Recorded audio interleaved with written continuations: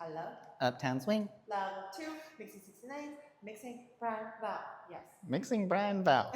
All right, we did some variations on a side pass. So we started by giving you a little 2 6-count moves, 2 8-count move sequence just to get you used to switching those footworks. The little routinette was Hey. five. Hey. Get ready. Boom. Swing it out. And then circle it up. Boom. Hey. Hey.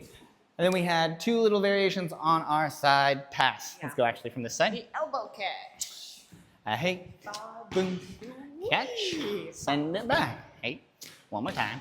Boing. Send it back. Bowlers, we talked about how you want to kind of hold yourself like this, not collapse into your arm. Yeah. And leaders, we talked about how you contact Absorb. and then go with it a little bit longer. You don't just like stop them at the very end. Mm-hmm, And followers also, the moment you feel contact, don't redirect. Go with it a little bit. Keep going until your leader redirects you. We do the other one. Hey.